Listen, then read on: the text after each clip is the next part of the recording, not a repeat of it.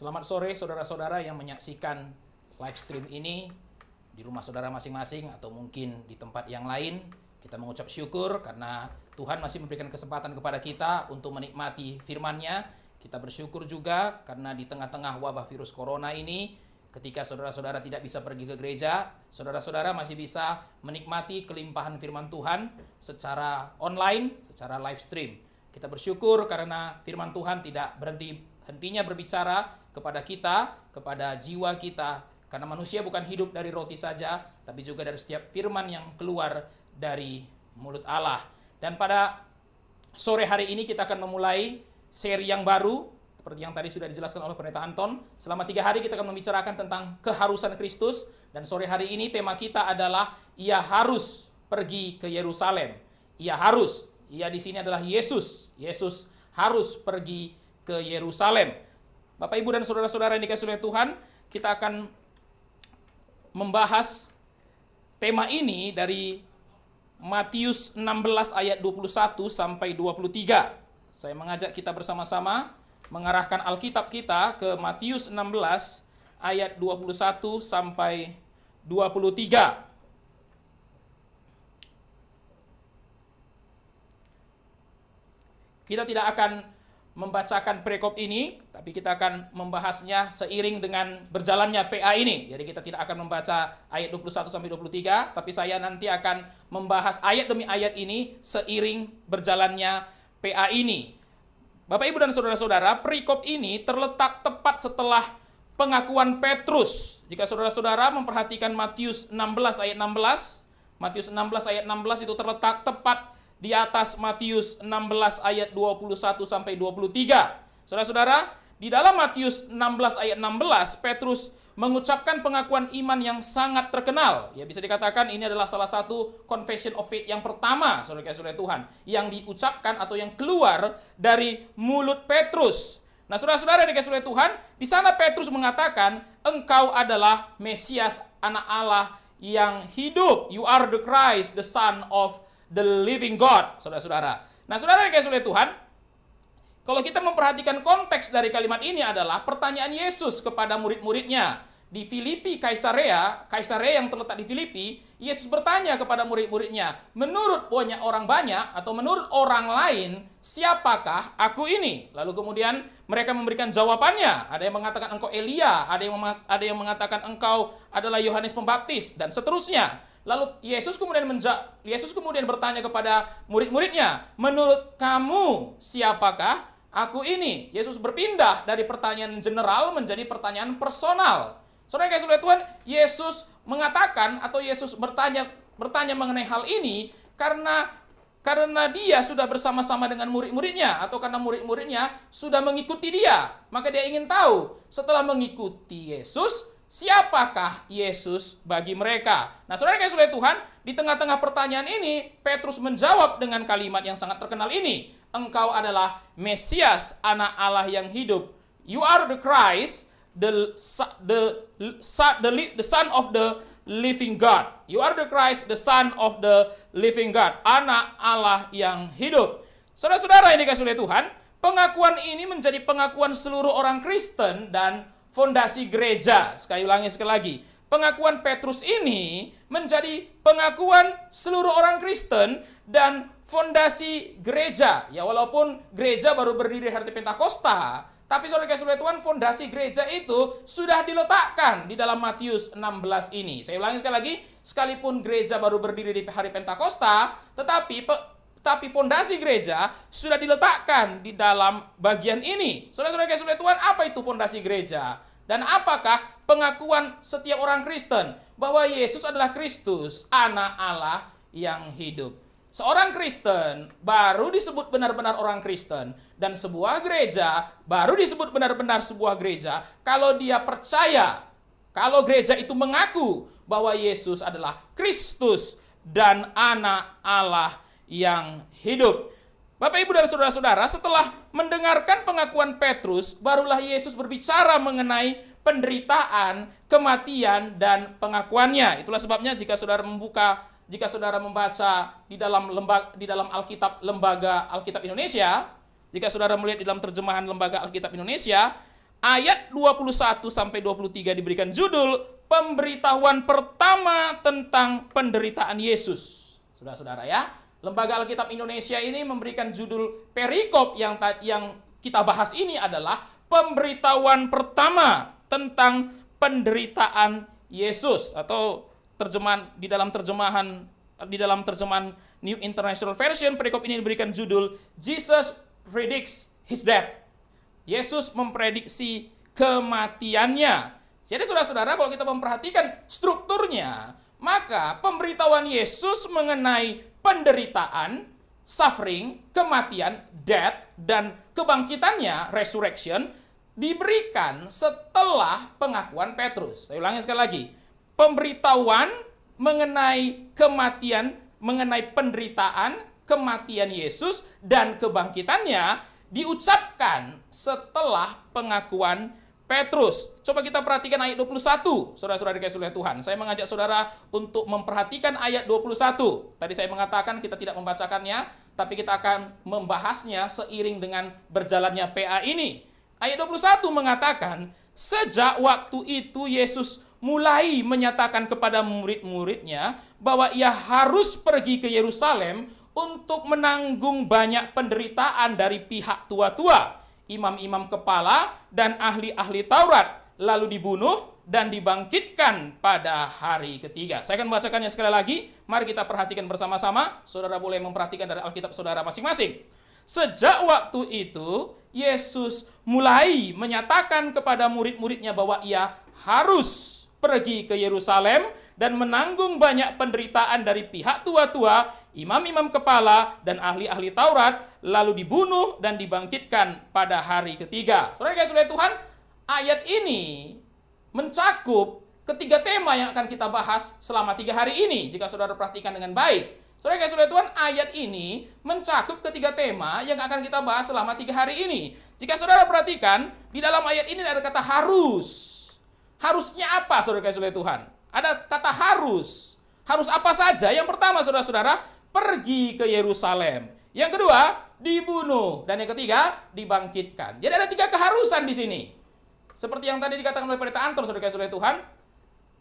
Saudara dikasihi oleh Tuhan, ada 3 keharusan di sini yang akan kita bahas selama 3 hari ini. Pertama, dia harus pergi ke Yerusalem. Yang kedua, dia harus dibunuh. Dan yang ketiga, dia harus dibangkitkan atau dia harus bangkit. Ya, walaupun sore hari ini kita akan membahas keharusan yang pertama. Tapi saudara dikasihi oleh Tuhan, ketiga keharusan ini tercakup di dalam ayat 21 ini. Saudara dikasihi oleh Tuhan, kata kunci yang perlu kita perhatikan adalah kata harus. Maka tidak salah kalau tema kita selama 3 hari ini berbicara mengenai keharusan. Keharusan, necessity, saudara dikasihi oleh Tuhan. Yesus harus ke Yerusalem. Yesus harus mati. Dan Yesus harus bangkit.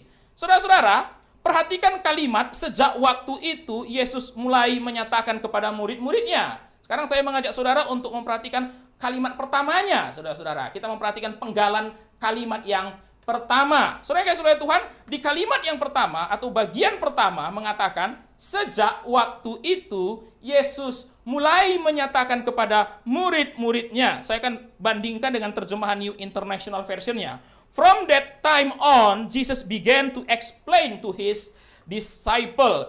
Saudara-saudara, seolah-olah ini adalah pertama kalinya Yesus berbicara mengenai penderitaan dan kematiannya. Saudara-saudara dikasihi oleh Tuhan, kalau kita membaca kalimat ini, seakan-akan sebelum-sebelumnya Yesus belum bicara mengenai kematiannya, belum bicara mengenai penderitaannya. Benarkah demikian, saudara dikasihi oleh Tuhan? Sebenarnya ini bukanlah yang pertama kalinya Yesus membicarakan tentang penderitaan, kematian, dan kebangkitannya. Saudara-saudara, kalau kita merujuk atau kalau kita melihat ke bagian-bagian sebelumnya, baik di dalam Injil Matius, Markus, Lukas, dan Yohanes, saudara dikasihi oleh Tuhan, kita menemukan bahwa sebelum Yesus memberitahukan tentang kepergiannya ke Yerusalem, atau sebelum Yesus memprediksi tentang kematiannya, dia sudah pernah menyinggung soal penderitaan dan kematiannya. Maka saudara-saudara, ini bukanlah pertama kalinya Yesus berbicara mengenai penderitaan dan kematiannya. Karena di bagian-bagian sebelumnya, di keempat Injil, kita bisa menemukan bahwa Yesus sudah pernah menyinggung tentang kematiannya. Saudara-saudara, Yesus sudah pernah membicarakan tentang penderitaan dan kematiannya kepada murid-muridnya. Tetapi, perhatikan saudara-saudara, ada tetapinya. Tetapi secara simbolik dan samar-samar. Jadi saudara yang kasih oleh Tuhan, bagian-bagian sebelumnya juga sudah menunjukkan Yesus membahas mengenai penderitaan dan kematiannya. Tetapi dilakukan secara simbolik dan samar-samar. Maka saudara yang kasih oleh Tuhan, pemberitahuan yang kali ini di pasal 16 ayat 21 sampai 23 ini memiliki perbedaan dengan pemberitahuan tentang kematian dan penderitaan Yesus yang sebelumnya. Saudara-saudara, coba kita lihat beberapa bagian yang membicarakan tentang kematian dan kebangkitan, yang membicarakan tentang penderitaan dan kematian Yesus sebelum pasal 16 ini. Saudara yang kasih Tuhan, kita bisa melihat ada beberapa bagian di mana Yesus sudah menyinggung tentang penderitaan dan kematiannya sebelum pemberitahuan pertama mengenai penderitaan dan kematiannya. Misalnya Matius 9 ayat 15. Saudara-saudara, kalau kita memperhatikan Matius 9 ayat 15, Yesus berkata, "Dapatkah sahabat-sahabat mempelai laki-laki berduka cita selama mempelai itu bersama mereka? Tetapi waktunya akan datang, mempelai itu diambil dari mereka, dan pada waktu itulah mereka akan berpuasa." Konteksnya adalah pembicaraan mengenai puasa. Apakah pengikut Yesus boleh berpuasa, harus berpuasa? Nah, saudara yang kasih Tuhan, di dalam konteks inilah Yesus kemudian berbicara tentang diambil dari mereka. Saudara-saudara, kalau kita memperhatikan sekali lagi, pasal Matius 9 ayat 15, saya bacakan sekali lagi. "Dapatkah sahabat-sahabat mempelai laki-laki berduka cita selama mempelai itu bersama mereka? Tetapi waktunya akan datang dan mempelai itu diambil dari mereka." Perhatikan kalimat waktunya akan datang, mempelai itu diambil dari mereka. Saudara-saudara, kalau kita melihat kalimat ini, maka kita langsung tahu ini bicara mengenai kematian Yesus. Kematian Yesus. Di dalam ayat ini, Yesus sudah menyinggung bahwa nanti dia akan mati. Itulah maksudnya, waktunya akan datang, mempelai itu diambil. Diambil dari mereka, dan pada waktu itulah mereka akan berpuasa. Secara tidak langsung, atau lebih tepatnya secara samar-samar, simbolik, saudara Tuhan, Yesus sudah berbicara tentang kematiannya kepada murid-muridnya. Lalu kita perhatikan lagi Matius 12. Saudara-saudara yang kasih Tuhan, sebelum Matius 16 terdapat Matius 12. Saudara yang kasih Tuhan, di dalam Matius 12 ayat 40, Yesus berkata, "Sebab seperti Yunus tinggal di dalam perut ikan 3 hari 3 malam, demikian juga anak manusia akan tinggal di dalam rahim bumi 3 hari 3 malam." Saudara-saudara, konteksnya adalah orang-orang Yahudi meminta tanda kepada Yesus. Dan Yesus berkata tidak ada tanda untuk orang-orang ini, untuk angkatan ini. Yang akan diberikan adalah tanda Yunus. Saudara kasih Tuhan, Yesus kemudian mengkaitkan tentang Yunus dengan dirinya. Sebab seperti Yunus tinggal di dalam perut ikan 3 hari 3 malam, demikian juga anak manusia akan tinggal di dalam rahim bumi. Saudara-saudara kasih oleh Tuhan, setelah kita mengikuti perjalanan kehidupan Yesus sampai matinya Yesus, setelah kita mengikuti perjalanan hidup Yesus sampai dia mati, maka kita langsung mengerti bahwa yang dimaksud dengan tinggal di dalam rahim bumi 3 hari 3 malam adalah dia mati dan dikuburkan, lalu bangkit pada hari yang ketiga. Saudara-saudara, kalau kita melihat ayat 40, kita juga bisa menyadari atau kita setidaknya bisa menangkap bahwa Yesus sedang berbicara mengenai kematiannya, penderitaan dan kematiannya. Saudara-saudara yang kasih Tuhan, di dalam Matius 9 tadi, Yesus membicarakan dengan konteks puasa. Yesus berbicara tentang kematiannya dalam konteks puasa. Di dalam Matius 12:40, Yesus membicarakan kematiannya dalam konteks Yunus, saudara-saudara.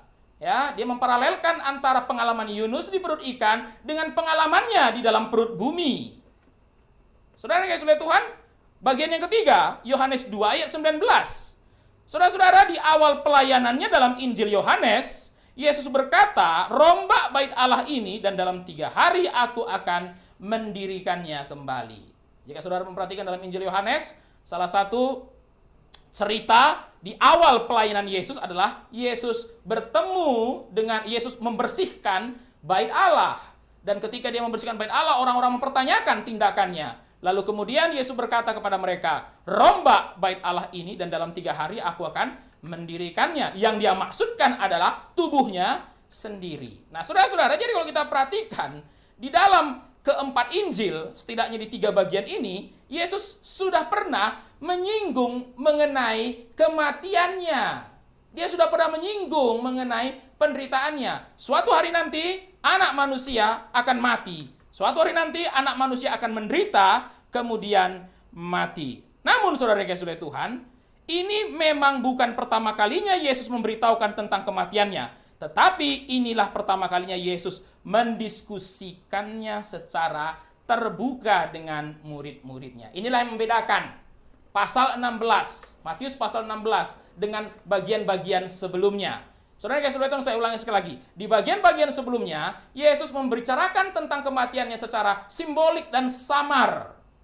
Simbolik dan samar. Tetapi saudara kasih Tuhan, di bagian ini, Yesus membicarakan tentang kematiannya secara terbuka. Secara terbuka, saudara kasih Tuhan. Open.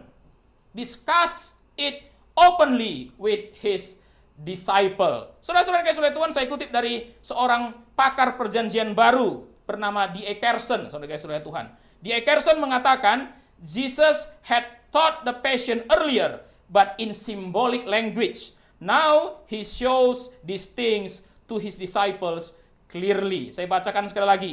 Jesus had taught the passion earlier, but in symbolic language. Now, he shows these things to his disciples clearly. Yesus sudah mengajarkan atau membahas tentang penderitaannya sebelumnya. Tetapi dalam bahasa simbolik, sekarang dia menunjukkan hal-hal ini kepada muridnya dengan terang, dengan jelas. Saudara-saudara dikasih oleh Tuhan, sebelum-sebelumnya Yesus sudah berbicara mengenai penderitaan dan kematiannya. Tapi secara sembunyi dan samar, menggunakan symbolic language. Tetapi setelah pasal 16, Yesus mulai. Saudara-saudara, kata mulai itu juga penting, saudara-saudara Tuhan. Berarti Yesus bukan hanya satu kali membicarakan tentang kematiannya secara terbuka, tapi ini pertama kalinya dia membicarakan secara terbuka. Saudara-saudara, saya ulangi sekali lagi. Ini bukan pertama kalinya Yesus berbicara tentang penderitaan dan kematiannya. Tapi ini pertama kalinya Yesus membicarakan tentang penderitaan dan kematiannya secara terbuka, terang dan jelas. Saudara-saudara, kenapa harus terang dan jelas? Karena dia tidak mau murid-muridnya salah paham mengenai poin ini. Yesus tidak mau murid-muridnya salah paham tentang dirinya dalam poin ini. Saya sudah menyinggung mengenai hal ini ketika membahas mengenai penderitaan dalam Injil Markus, saudara kasih oleh Tuhan. Yesus berbicara, Yesus mulai menjelaskan, Yesus mulai membicarakan tentang penderitaannya, kematiannya di Yerusalem secara open, secara terang, secara jelas. Karena dia tidak mau murid-muridnya salah paham tentang dirinya mengenai hal ini. Saudara-saudara, J.C. Ryle mengatakan, saudara kasih oleh Tuhan, Israel mengatakan, saudara kasih oleh Tuhan, penderitaan, kematian Yesus merupakan hal yang penting bagi Yesus untuk dimengerti oleh setiap murid. Penderitaan dan kematian Yesus adalah hal yang penting bagi Yesus untuk dimengerti oleh setiap murid. Sekalipun faktanya, inilah poin yang sulit mereka mengerti sampai Yesus bangkit. Saudara kasih oleh Tuhan, inilah poin yang sulit mereka mengerti sampai Yesus bangkit. Tapi selama Yesus hidup, inilah poin yang Yesus ingin mereka mengerti. Maka saudara-saudara sangat sedih ya, kalau orang Kristen itu lebih excited dengan Natal daripada Jumat Agung dan Paskah. Saudara-saudara, selama 3,5 tahun, Yesus ingin mengarahkan mereka untuk memahami tentang penderitaan dan kematiannya. Karena dia tidak mau mereka salah dalam poin ini. Tapi kenyataan, saudara kasih oleh Tuhan, dalam poin inilah mereka paling sulit untuk mengerti. Sulit sekali untuk mengerti. Saudara kasih oleh Tuhan, kalau kita mengatakan apakah Yesus tidak pernah memberitahukan? Ya, Yesus pernah memberitahukan. Yesus pernah memberitahukan. Harusnya mereka tidak perlu kaget kalau Yesus ditangkap. Mereka tidak perlu kaget waktu Yesus disalibkan. Tapi saudara-saudara Tuhan, kenyataannya pada waktu Yesus ditangkap, mereka kaget, mereka tidak siap, mereka kecewa, mereka akhirnya melarikan diri, meninggalkan Yesus. Tapi lebih lucu lagi saudara-saudara Tuhan, waktu Yesus bangkit, mereka juga bingung. Saudara-saudara, Yesus sudah berbicara bukan hanya kematiannya, tapi kebangkitannya. Tapi kenapa ketika Yesus mati mereka kaget, ketika Yesus bangkit mereka bingung? Saudara-saudara, di antara ketiga hal ini, di antara ketiga hal yang diberitakan Yesus, bahwa dia harus menderita, dia harus dibunuh, dia harus dibangkitkan. Saudara-saudara Tuhan, mereka bahkan lupa tentang poin kebangkitannya. Pada waktu Yesus mati, mereka tidak ingat sama sekali. Mereka salah mengerti, sulit mengerti mengenai penderitaannya. Mereka bingung mengenai kebangkitannya. Pada waktu murid-murid pergi ke dalam kuburan, mereka melihat kubur itu kosong. Dan mereka kemudian menjadi kebingungan, bertanya-tanya, siapa yang mencuri jenazahnya? Apakah Yesus tidak pernah berbicara mengenai kebangkitannya? Ketika Yesus bicara mengenai kematiannya, Yesus juga menyinggung mengenai kebangkitannya. Tapi saudara-saudara Tuhan, Yesus memang tidak mau mereka salah paham tentang dirinya mengenai penderitaan dan kematiannya. Dalam poin mengenai penderitaan dan kematiannya.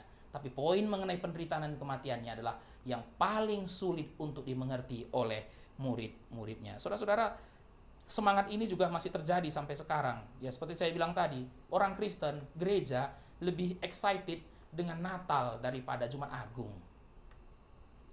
Lebih excited dengan Natal daripada Jumat Agung. Seolah-olah Yesus itu didefinisikan bagaimana dilahirkannya. Saya ulangi saudara-saudara Tuhan, seolah-olah Yesus itu hanya didefinisikan dengan bagaimana dia dilahirkannya. Tapi saudara-saudara Tuhan, kalau kita melihat dalam keempat Injil ingin memberitahukan kepada kita bahwa Yesus harus didefinisikan dengan bagaimana dia mati, bagaimana dia menderita, dan bagaimana dia bangkit. Tapi hari ini saudara-saudara, orang ingin mendefinisikan Yesus dengan bagaimana dia dilahirkannya. Saudara-saudara yang dikasihi Tuhan, bukan berarti di dalam Alkitab tidak ada kisah Natal.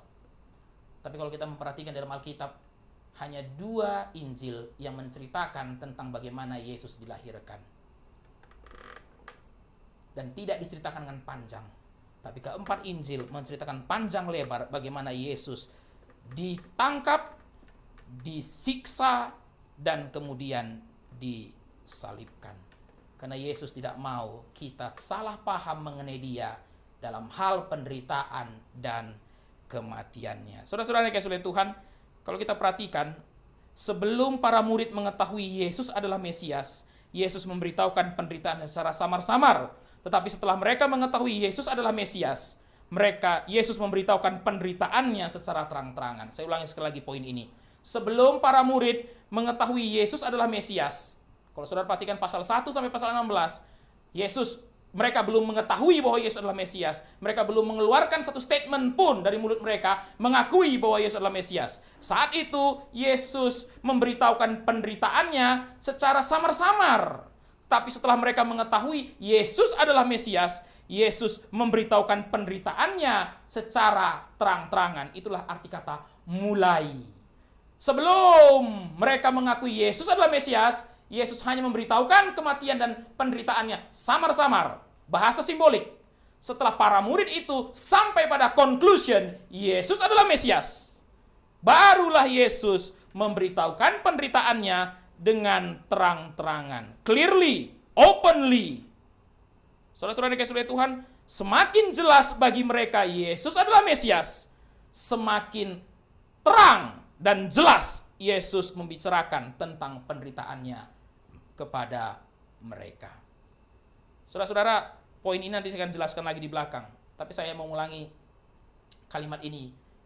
Saya akan mengulangi kalimat ini sekali lagi. Semakin jelas bagi para murid Yesus adalah Mesias, semakin jelas dan terang-terangan Yesus membicarakan tentang penderitaannya kepada mereka. Saudara-saudara yang dikasihi Tuhan, pemberitahuan Yesus mengenai penderitaannya di Yerusalem terdengar ironis bagi orang-orang Yahudi. Saya ulangi sekali lagi. Pemberitahuan Yesus mengenai penderitaannya, kematiannya di Yerusalem terdengar ironis bagi orang-orang Yahudi. Sebenarnya saudara-saudara Tuhan, kata Mesias dengan Yerusalem itu tidak ada ironisnya sama sekali. Saya ulangi sekali lagi, saudara-saudara Tuhan. Sebenarnya, saudara-saudara Tuhan, sebutan Mesias dengan kota Yerusalem itu tidak ada ironisnya.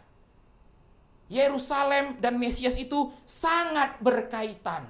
Maka ketika para murid mendengar Yesus adalah Mesias, ketika Petrus berkata Yesus adalah Mesias, dan Yesus berkata dia harus ke Yerusalem, maka saudara-saudara Tuhan, sebenarnya tidak ada ironisnya di dalam kalimat itu.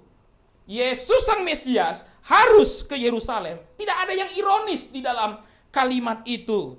Tapi saudara-saudara Tuhan, pada waktu Yesus memberitahukan kedatangannya ke Yerusalem untuk menderita, itulah yang terdengar ironis bagi orang Yahudi. Saya ulangi sekali lagi. Saudara-saudara Tuhan, Yesus sang Mesias pergi ke Yerusalem. Seorang Mesias pergi ke Yerusalem, tidak ada yang ironis dengan kalimat itu. Saudara-saudara Tuhan, tapi ketika Yesus berkata dia akan ke Yerusalem untuk menderita, dibunuh, dan dibangkitkan, pemberitahuan inilah yang terdengar ironis bagi orang-orang Yahudi. Bagi orang Yahudi, Yerusalem adalah kota Allah. Yerusalem itu the city of God, saudara-saudara Tuhan. Ada sebuah artikel mengatakan ada 800 referensi Yerusalem sebagai kota Allah di dalam Alkitab, dari Perjanjian Lama sampai Perjanjian Baru. Saudara-saudara Tuhan, di dalam Perjanjian Lama sampai Perjanjian Baru ada 800 kali Yerusalem itu di-refer sebagai kota Allah. Misalnya, saudara-saudara, mari kita lihat Mazmur 132 ayat 13 sampai 14. Saudara-saudara, dari Mazmur 132 ayat 13 sampai 14. Mazmur adalah salah satu kitab yang paling sering menyebut Yerusalem atau Sion sebagai kota Allah, the city of God. Saudara-saudara, saya bacakan Mazmur 132 ayat 13 sampai 14. Sebab Tuhan telah memilih Sion, mengingininya sebagai tempat kedudukannya. Inilah tempat perhentianku selama-lamanya. Di sini aku hendak diam, sebab aku mengingininya. Saya ulangi sekali lagi. Sebab Tuhan telah memilih Sion, mengingininya menjadi tempat kedudukannya. Inilah tempat perhentianku, kata Tuhan. Di sini aku hendak diam, sebab aku mengingininya. Wah, saudara-saudara Tuhan, Yerusalem itu begitu spesial di mata Tuhan. Tuhan berkata, aku mengingininya. 2 kali, saudara-saudara Tuhan. 2 kali ada kata mengingininya. Saudara-saudara Tuhan, Sion atau Yerusalem itu special place. Tempat yang spesial bagi Tuhan. Sampai Tuhan berkata, aku mengingininya. Saudara-saudara mungkin pernah melihat rumah dan menginginkannya, saudara-saudara Tuhan. Kalau saudara pernah mencari rumah, saudara melihat satu rumah, lalu saudara begitu menginginkannya. Saudara berpikir bagaimana membelinya. Saudara berencana kapan untuk membelinya. Saudara tabung uang. Karena saudara tidak mau rumah yang lain. Itulah kata mengingini. Dan saudara-saudara Tuhan, seperti saudara melihat rumah itu, seperti itulah kira-kira Allah melihat Yerusalem. Itulah sebabnya Yerusalem disebut sebagai the city of God. The city of God, saudara-saudara Tuhan. Yesaya 60 ayat 14, ayat yang kedua, saudara-saudara Tuhan. Kalau kita perhatikan ayat yang kedua dari Yesaya 60 ayat 14. Di sana dikatakan, anak-anak orang-orang yang menindas engkau akan datang kepadamu dan tunduk. Dan semua orang yang menista engkau akan sujud menyembah telapak kakimu. Mereka akan menyebut engkau the city of the Lord, Sion, milik yang maha kudus, Allah Israel. Di dalam kitab Yesaya, saudara-saudara Tuhan, kitab para nabi, salah satu kitab para nabi, Yesaya berkata, anak-anak orang-orang yang menindas engkau akan datang kepadamu dan tunduk. Dan semua orang yang menindas engkau akan sujud menyembah telapak kakimu. Mereka akan menyebut engkau kota Tuhan, the city of the Lord, Sion, milik yang maha kudus, Allah Israel. Saudara-saudara Tuhan, Tuhan tidak pernah mengatakan kalimat ini kepada kota lain. Di seluruh kerajaan Israel, di seluruh Yehuda, Tuhan tidak pernah menyebutkan seperti ini, tidak pernah mengatakan hal seperti ini kepada kota-kota lain. Hanya kepada Yerusalem. Ada ayat-ayat yang lain yang kita tidak perlu baca, yang kita tidak bisa baca pada sore hari ini. Tapi saudara-saudara Tuhan, ayat-ayat ini menggarisbawahi fakta Yerusalem adalah the city of God, kota Allah. Dan saudara-saudara, Mesias adalah orang yang diurapi Allah.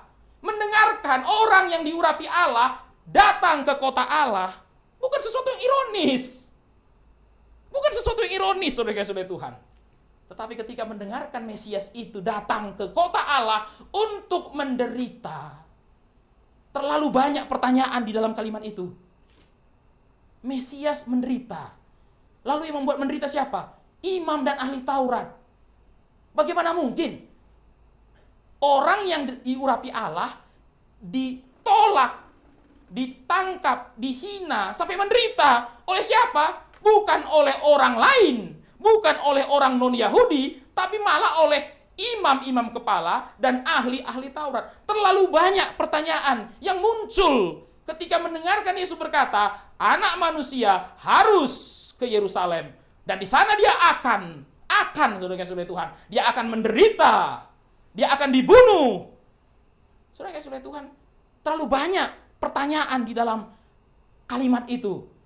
Anak manusia, sang Mesias, pergi ke kota Allah, tidak ada banyak pertanyaan. Tapi saudara-saudara Tuhan, mendengar anak manusia, sang Mesias itu, ke Yerusalem, ke kota Allah itu, untuk menderita di tangan para ahli Taurat, dan di tangan imam-imam kepala, terlalu banyak pertanyaan, terlalu banyak kebingungan, terlalu banyak hal yang membingungkan di dalam kalimat itu. Saudara-saudara kasih oleh Tuhan, nama Yerusalem berarti the foundation of peace. The foundation of peace, saudara kasih oleh Tuhan. Di dalam kata Yerusalem ada kata Salem, saudara kasih oleh Tuhan. Salem, Shalom, yang kita artikan sebagai peace. Kan kata Yerusalem, saudara kasih oleh Tuhan, nama Yerusalem itu bisa diterjemahkan menjadi the foundation of peace. Saudara-saudara kasih oleh Tuhan, bukankah ini cocok sekali dengan identitas Mesias? Karena Mesias itu salah satu sebutannya dalam Yesaya, the Prince of Peace, Raja Damai. Raja Damai masuk ke kota yang artinya the foundation of peace. Cocok sekali. Saudara-saudara dikasih oleh Tuhan, nama ini menyiratkan harapan akan hadirnya kedamaian di dalam kota ini. Ya, diberikan nama Yerusalem karena harapannya adalah di dalam kota ini hadir kedamaian. Di dalam kota ini hadir kedamaian. Dan saudara dikasih oleh Tuhan, Mesias itu disebut sebagai Raja Damai, the Prince of Peace. Dan ketika dia datang ke Yerusalem, bukankah itu klop? Seorang Raja Damai masuk ke kota yang namanya adalah the foundation of peace. Fondasi perdamaian. Saudara-saudara, sedikit sejarah. Kita melihat sedikit sejarah ringkas tentang Yerusalem, saudara-saudara. Saudara kasih oleh Tuhan, pada zaman Saul, Yerusalem belum masuk di dalam bagian dari kerajaan Israel. Yerusalem ini dikuasai oleh orang Yebus, saudara kasih oleh Tuhan. Tapi kota ini direbut pada zaman Daud. Jadi Daudlah orang yang merebut kota Yerusalem itu dari orang Yebus dan menjadikannya bagian dari kerajaan Israel. Dan 3 bulan kemudian, Daud memindahkan tabut perjanjian ke kota ini. Setelah Daud merebut kota ini dan menjadikannya bagian dari wilayah Israel, baru 3 bulan kemudian Daud memindahkan tabut perjanjian Allah ke kota Yerusalem. Saudara kasih oleh Tuhan, setelah Daud meninggal, Salomo membangun bait Allah di Yerusalem. Membangun bait Allah di Yerusalem sehingga Yerusalem menjadi pusat pemerintahan karena di sana ada istana raja. Saudara kasih oleh Tuhan, raja-raja Israel dan raja-raja Yehuda tinggalnya di Yerusalem. Istananya ada di Yerusalem. Sehingga Yerusalem menjadi pusat pemerintahan, ibu kotanya kerajaan Israel dan kerajaan Yehuda. Saudara kasih oleh Tuhan, dan setelah bait Allah berdiri di Yerusalem, saudara kasih oleh Tuhan, maka Yerusalem menjadi pusat agama. Berarti Yerusalem itu memiliki 2 posisi. Yang pertama, dia adalah pusat pemerintahan, the center of the government. Yang kedua, saudara kasih oleh Tuhan, the center of the religious life. Yerusalem itu memiliki posisi yang sangat penting di seluruh Israel. Dia adalah pusat keagamaannya orang-orang Israel. Dan dia adalah pusat keagamaannya orang-orang Israel, orang-orang Yahudi. Dan dia juga menjadi pusat pemerintahannya orang-orang Israel atau orang-orang Yahudi. Bahkan setelah kerajaan Israel terpecah menjadi 2 pada zaman Rehabeam. Saudara kasih oleh Tuhan, kota Yerusalem ini menjadi pusatnya kerajaan Yehuda. Di sana ada istana raja dan di sana ada bait Allah. Saudara kasih oleh Tuhan, pada waktu Daud ingin membangun bait Allah, Tuhan berkata tidak. Tapi aku akan memberikan kepadamu seorang keturunan. Dialah yang akan membangunkan rumah bagiku. Daud ingin membangun bait Allah. Saudara-saudara Tuhan, tapi Allah berkata, bukan Daud yang membangun bait Allah, the son of David yang akan membangun bait Allah. Saudara-saudara, siapa the son of David di situ? Salomo. Setelah Salomo besar dan menjadi raja, dialah yang membangun bait Allah di Yerusalem. The son of David sangat dekat hubungannya dengan bait Allah Yerusalem. Maka saudara-saudara itu sangat menarik. Setelah kerajaan Israel terpecah menjadi dua, Allah tetap memberikan Yerusalem itu di dalam kerajaan Yehuda. Kenapa? Karena di kerajaan Yehuda itu adalah keluarganya Daud. Saudara-saudara, kerajaan Israel terpecah menjadi dua, utara dan selatan. Yang satu kerajaan Israel, yang satu kerajaan Yehuda. Walaupun kerajaan Israel terdiri dari suku yang lebih banyak, kerajaan Yehuda terdiri dari suku yang lebih sedikit, saudara-saudara Tuhan. Tetapi Allah menetapkan kediaman bait Allah di wilayahnya kerajaan Yehuda. Kenapa? Karena di kerajaan Yehuda dipimpin oleh keluarga Daud, the dynasty of David. The son of David dengan bait Allah dan Yerusalem. Saudara-saudara Tuhan, suatu hal yang klop antara the son of David, the prince of peace, dengan the foundation of peace, kota Yerusalem tersebut. Saudara-saudara Tuhan, setelah keruntuhan kerajaan Yehuda, orang-orang Yahudi berharap akan datangnya seorang anak Daud yang akan memulihkan kerajaan Israel. Ini namanya Messianic Hope. Saudara-saudara Tuhan, pada waktu kerajaan Israel itu dihancurkan, lalu kerajaan Yahudi itu dihancurkan oleh Babel. Saudara-saudara Tuhan, sejak mereka dikalahkan oleh bangsa lain, maka di sana muncul yang namanya Messianic Hope. Pengharapan mesianik di antara orang-orang Yahudi. Dan apa itu pengharapan mesianik, saudara-saudara Tuhan? Mereka percaya bahwa suatu hari nanti salah satu anak Daud, the son of David itu akan memulihkan kerajaan Israel dan dia akan bertahta di Yerusalem. Maka saudara-saudara Tuhan, orang-orang Yahudi itu matanya selalu terorientasi ke Yerusalem. Mereka terorientasi ke Yerusalem. Kenapa saudara-saudara Tuhan? Karena mereka percaya kalau nanti Mesias itu datang, dia akan memulihkan Israel dan nanti dia akan bertahta di Yerusalem. Kenapa? Karena itu tahta nenek moyangnya. Itu adalah tahta Daud nenek moyangnya. Itu adalah gambaran bangsa Israel atau orang-orang Yahudi mengenai Mesias. Itu sebab saudara-saudara Tuhan, mata orang Yahudi itu tertuju ke Yerusalem. Tertuju ke Yerusalem. Maka saudara-saudara Tuhan, bagi orang Yahudi sangat sulit untuk menerima Yesus sebagai Mesias. Karena Yesus bukan penduduk Yerusalem. Lahir di Bethlehem, besar di Nazaret, saudara-saudara Tuhan. Kok nggak ada kaitan dengan Yerusalem? Ngaku-ngaku Mesias. Saudara-saudara Tuhan, lahir di Bethlehem, besar di Nazaret. Kok bisa ngaku Mesias? Memang Yesus adalah anak Daud, tapi dia bukan penduduk Yerusalem.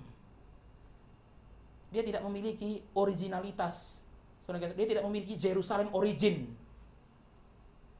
Asal usul Yerusalem. Pertama kali Yesus pergi ke Yerusalem, saudara-saudara Tuhan, pada waktu dia usia 8 hari untuk disunat. Habis itu dia balik lagi ke Nazaret. Dan Injil Lukas mencatat kedua kalinya pergi ke Yerusalem, saudara-saudara Tuhan, pada waktu usia 12 tahun. Dan dia berkata di Yerusalem, "Aku harus tinggal di rumah Bapakku."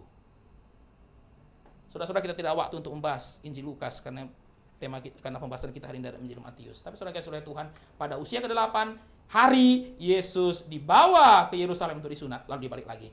Pada usia 12 tahun Yesus pergi ke Yerusalem, lalu dia pergi ke Yerusalem, dia masuk ke bait Allah, dan di bait Allah dia berkata kepada orang tuanya, "Aku harus tinggal di rumah Bapakku." Saudara-saudara Tuhan, kita tahu sebagai manusia kita pasti berpikir, loh, rumah bapaknya Yesus itu kan di Nazaret, Yusuf. Tapi Yesus berkata, rumah Bapakku di sini, Yerusalem, di mana bait Allah itu berada. Nah, saudara-saudara Tuhan, secara perlahan, saudara-saudara Tuhan, kita melihat bahwa Yesus itulah Mesias, the son of David, yang tinggal di Yerusalem. Tapi setelah Yesus berkata pada orang tuanya, "Aku harus tinggal di rumah Bapakku," apa yang dilakukan, saudara-saudara? Dia kembali lagi ke Nazaret. Lalu setelah itu Injil Lukas silent.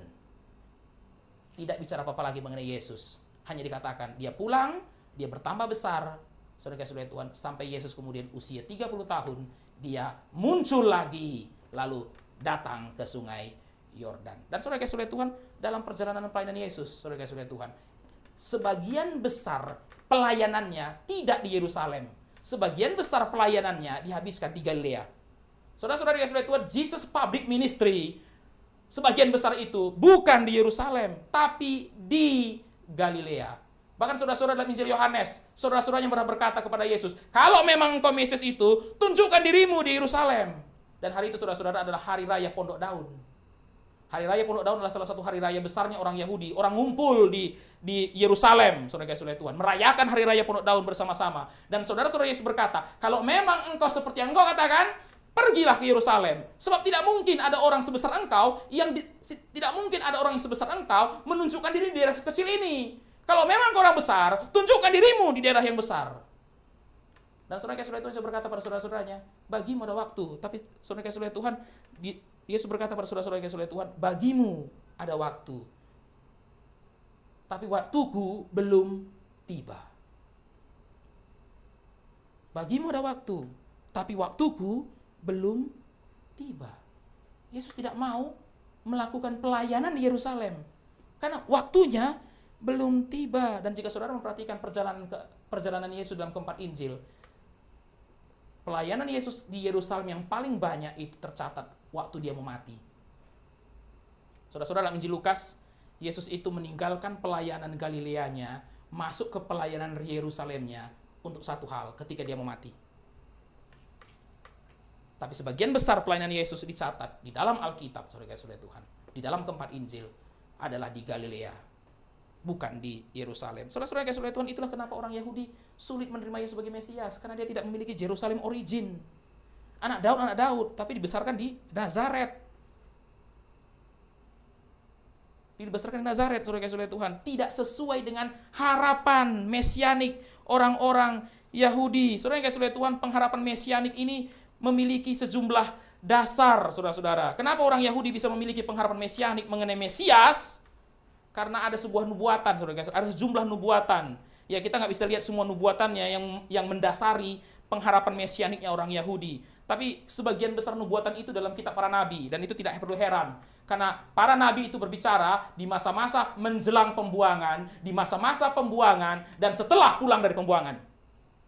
Dan saudara-saudara Tuhan, setelah bangsa Israel pulang dari pembuangan, mereka bukan negara yang merdeka. Mereka bukan bangsa yang merdeka. Mereka tetap jajahan dari bangsa lain. Dari Babel ke Persia. Dari Persia ke Yunani. Dari Yunani kemudian ke Romawi. Mereka tidak pernah memiliki kemerdekaan. Maka saudara-saudara Tuhan, para nabi ini banyak berbicara mulai dari sebelum pembuangan, saat pembuangan, dan setelah pulang dari pembuangan. Dan sejumlah nubuat dari para nabi ini membuat bangsa Israel itu memiliki messianic hope. Pengharapan messianik. Mari kita lihat Daniel 9 ayat 24. Saya akan membacakan Daniel 9 ayat 24 untuk kita semua. Mari kita memperhatikannya bersama-sama. Maka ketahuilah dan pahamilah dari saat firman itu keluar, yakni bahwa Yerusalem akan dipulihkan dan dibangun kembali sampai pada kedatangan seorang yang diurapi, seorang raja. Sampai di situ aja, saudara-saudara. Saya ulangi sekali lagi. Maka ketahuilah dan pahamilah dari saat firman itu keluar, yakni bahwa Yerusalem akan dipulihkan dan dibangun kembali sampai pada kedatangan seorang yang diurapi. Diurapi, saudara-saudara. Mesias itu artinya yang diurapi. Sampai kedatangan seorang yang diurapi. Seorang raja. Orang yang membaca kitab Daniel pasti bertanya, siapa yang dimaksud? Saudara-saudara Tuhan, ini masih samar-samar. Hanya bayang-bayang dari Yesus. Hari ini kita bisa mengatakan itu Yesus. Tapi saudara-saudara Tuhan, pada zaman itu, bagaimana orang mau mengetahui siapa? Tidak tahu. Sampai kedatangan seorang raja, seorang yang diurapi, seorang raja. Ada 7 kali 7 masa. Dan 62 kali 7 masa lamanya. Kota itu akan dibangun kembali dengan tanah lapang dan baliknya. Tapi di tengah-tengah kesulitan. Saudara-saudara Tuhan, jadi Daniel 9:24 ini menubuatkan tentang the restoration of Jerusalem. Pemulihan Yerusalem.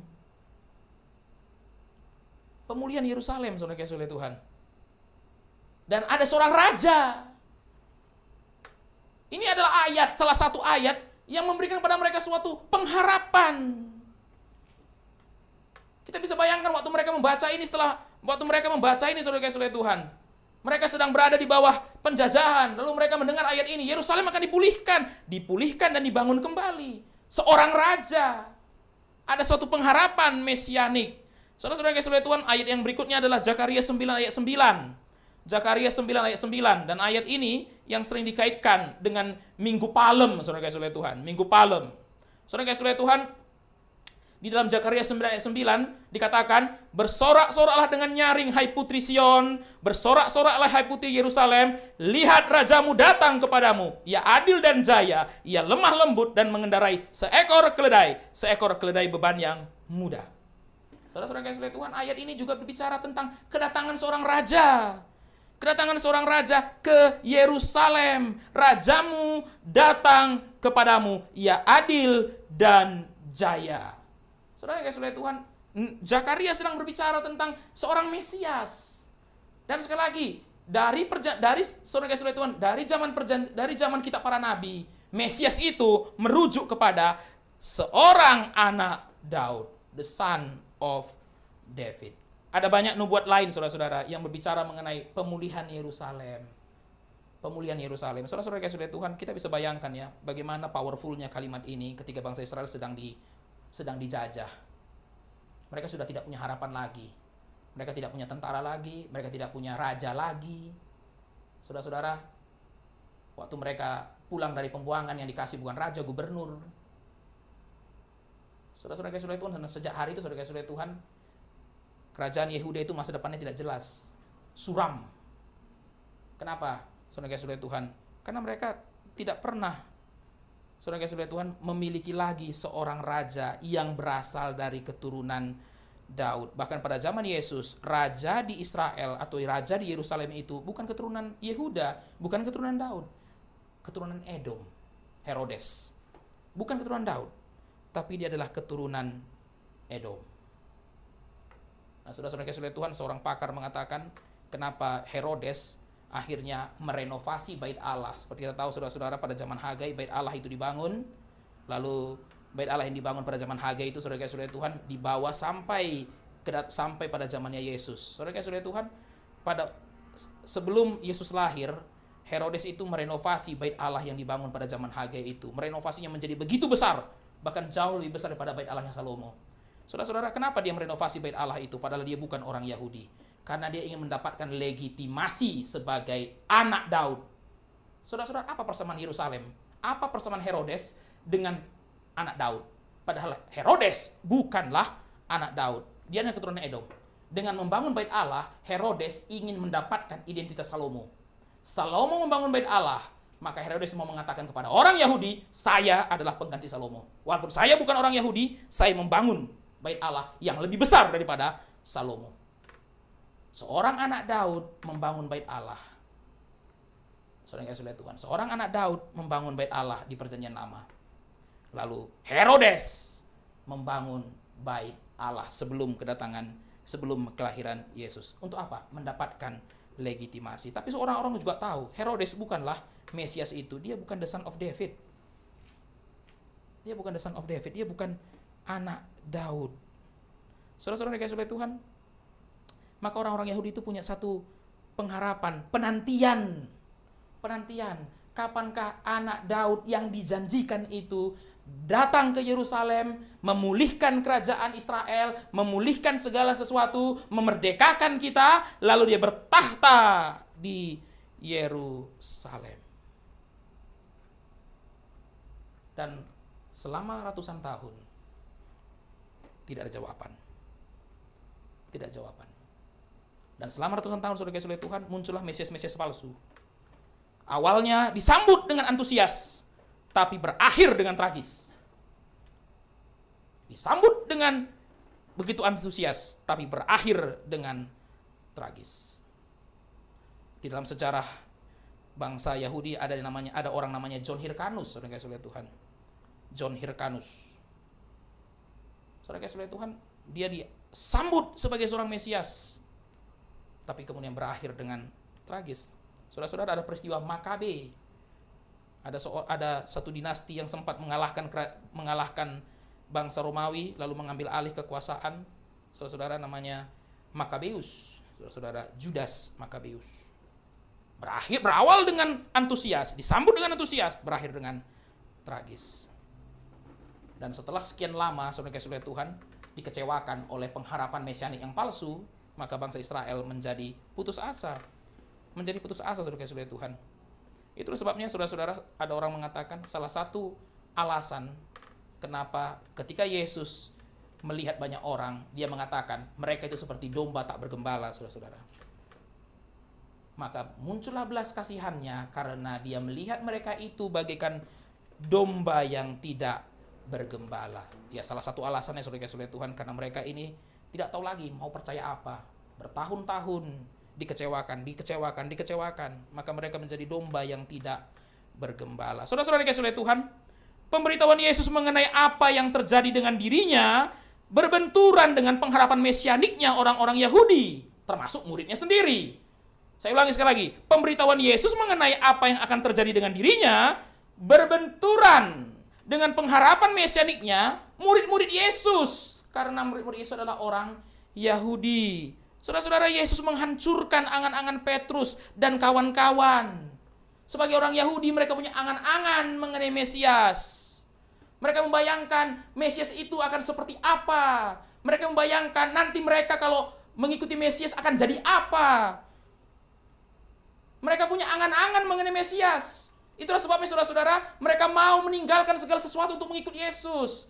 Karena mereka punya angan-angan mengenai Mesias, dan mereka kemudian bisa membayangkan bagaimana nanti jadinya mereka kalau mengikuti Mesias. Kalau Yesus adalah Mesias yang asli, maka mereka akan menjadi seperti apa? Itu yang namanya angan-angan, saudara-saudara Tuhan. Yesus adalah Mesias.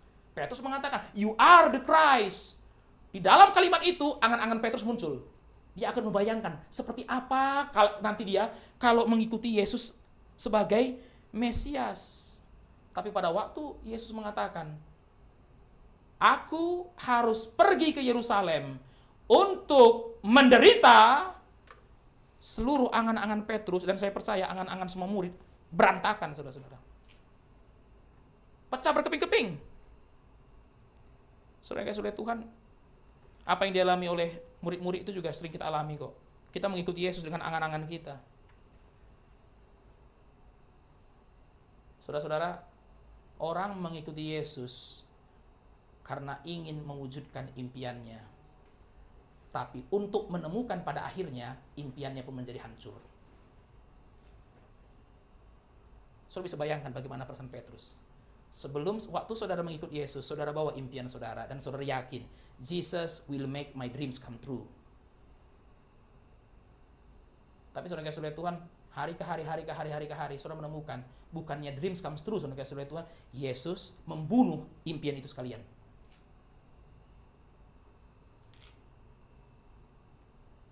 Saudara-saudara, orang punya angan-angan. Saya pengen kaya. Saya ikut Yesus, kenapa? Karena dia adalah raja. Masa ngikut raja nggak kecipratan kayanya? Itu angan-angan. Yesus itu raja. Saudara waktu mendengar Yesus adalah raja, ya. Waktu saudara mendengarkan Yesus adalah raja, saudara membayangkan raja seperti apakah Yesus itu. Dan saudara kemudian ngikut terus supaya apa? Karena saudara punya angan-angan. Kalau ikut raja, pasti kecipratan kekayaannya seorang raja. Itu namanya mengikuti Yesus in order to make my dreams comes true.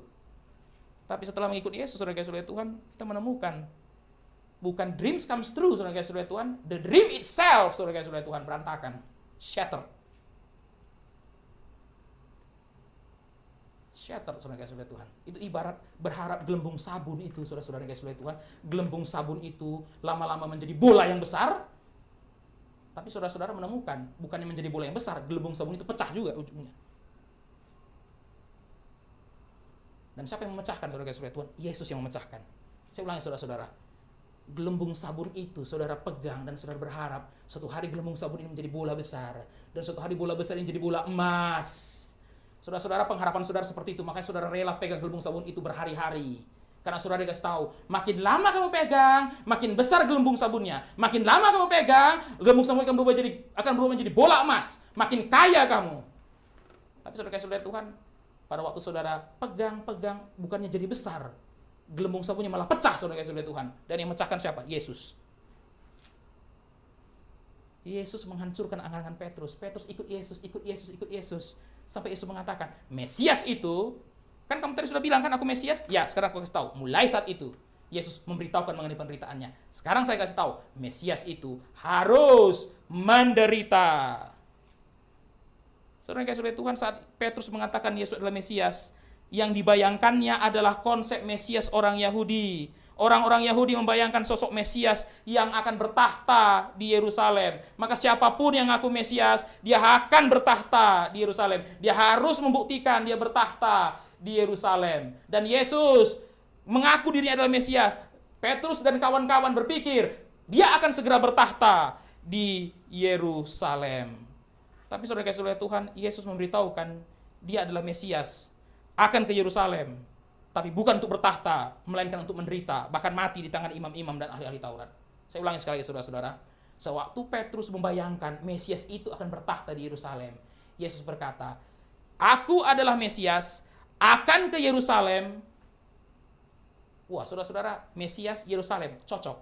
Tapi kalimat berikutnya, bukan untuk bertahta, tapi untuk menderita, mati di tangan imam-imam dan ahli-ahli Taurat. Ini terdengar sangat tidak masuk akal, saudara-saudara. Terdengar sangat tidak masuk akal dan very disappointed, saudara-saudara Tuhan. Sangat mengecewakan. Kamu Mesias, anak Allah yang hidup. Yesus berkata, aku akan pergi ke Yerusalem. Wah, saudara-saudara, kalimat itu sangat indah, tapi begitu. Dan akan menderita, dibunuh oleh imam-imam dan ahli-ahli Taurat. Imam-imam dan ahli Taurat adalah dua pilar masyarakat. Bisa bayangkan saudara-saudara, kedua pilar masyarakat ini membunuh dan kemudian menyiksa seorang Mesias. Itu artinya Mesias ditolak.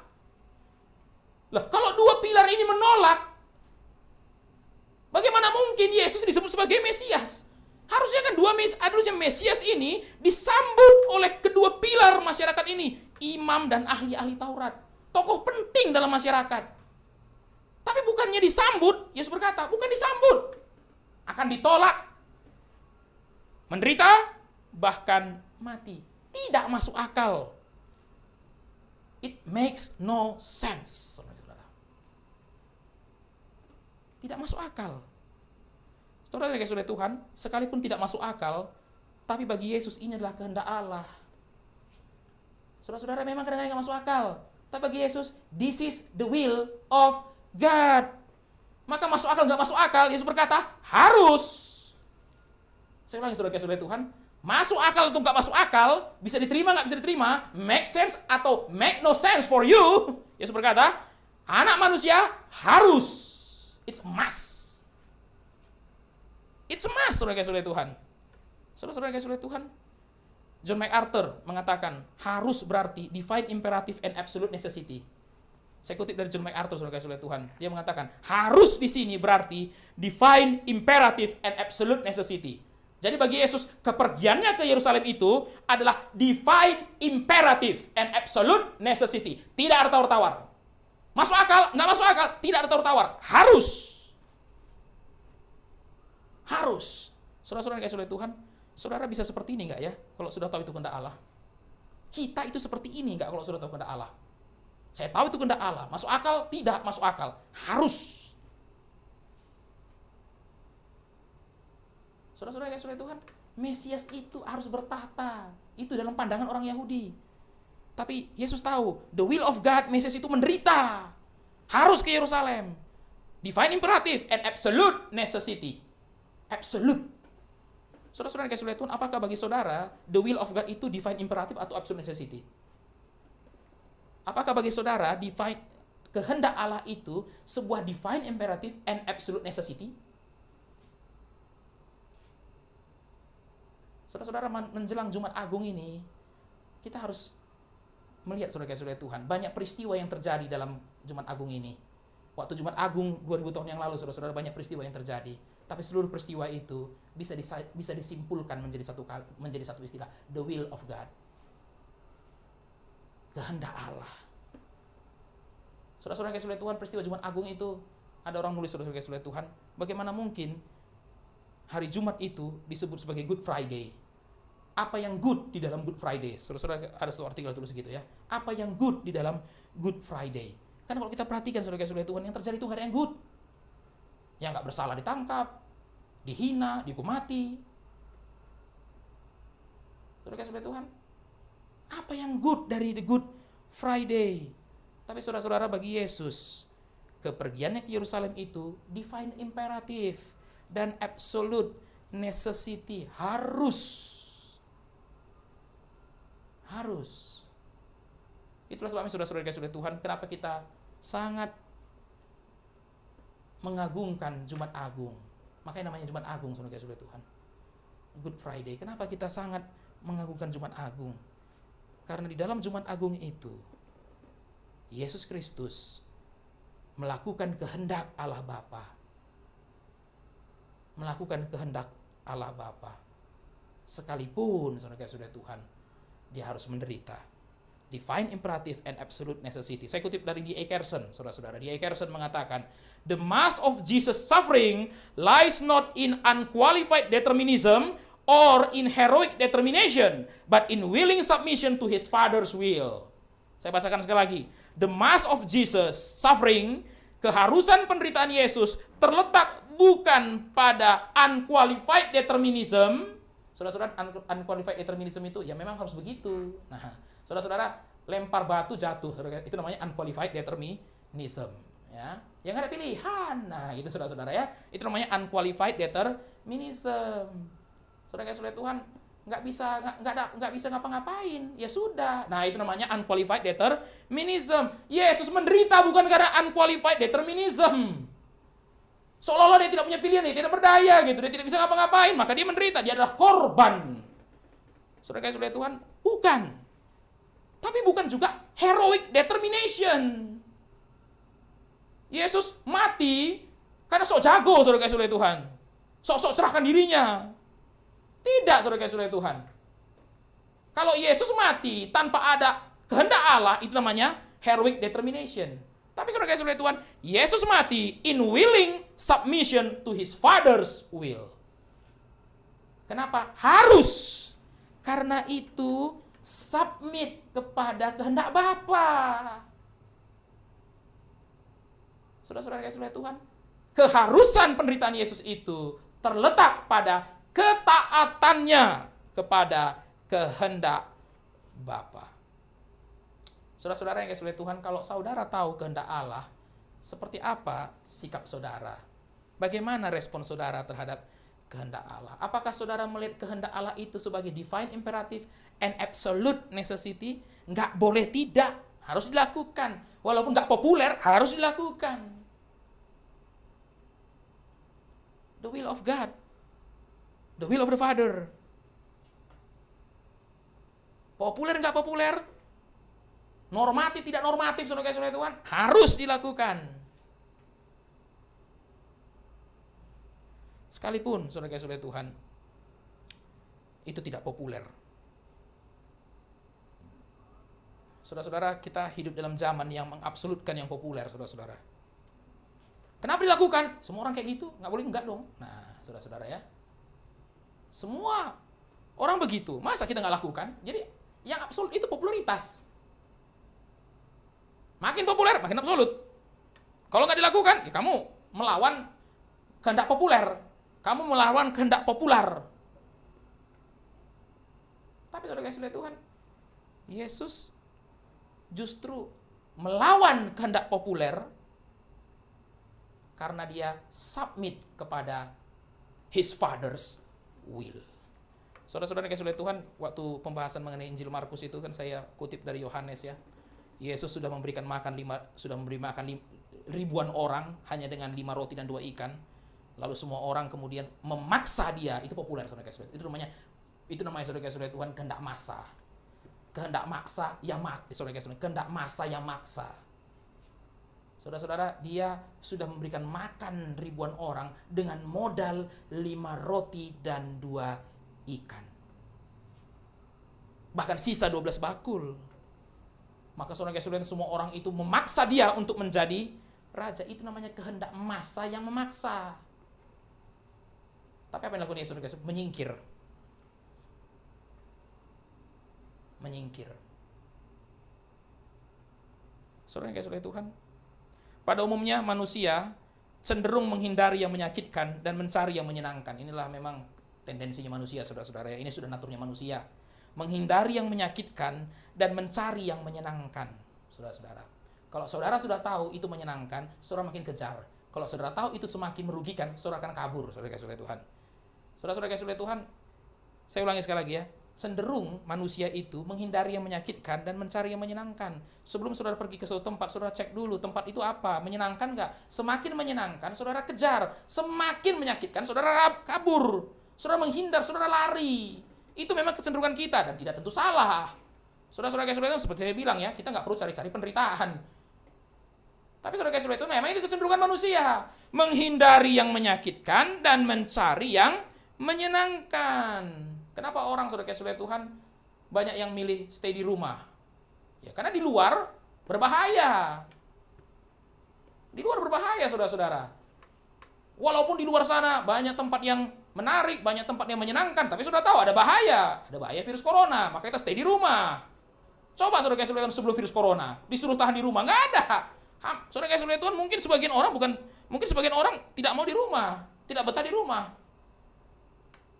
Rumah kecil, sumpek. Tapi saudara-saudara Tuhan setelah virus corona seperti ini, orang pilih di rumah, sumpek-sumpek. Jadi sebenarnya saudara-saudara Tuhan, rumah itu dulunya sumpek atau enggak? Itu jadi bingung sekarang. Dulu waktu belum virus corona, sumpek lah, sempit lah, membosankan lah. Tapi saudara-saudara Tuhan setelah virus corona ini menjadi wabah, rumah yang tadinya sumpek, sempit, membosankan itu, aman lah, lebih baik di sini lah. Saudara-saudara, kita itu cenderung menghindari yang menyakitkan dan mencari yang menyenangkan. Saya tidak berarti saudara-saudara, karena ini tidak selalu salah ya. Kalau salah saudara-saudara, berarti saudara-saudara harus di saat semua orang disuruh stay at home, saudara keluar.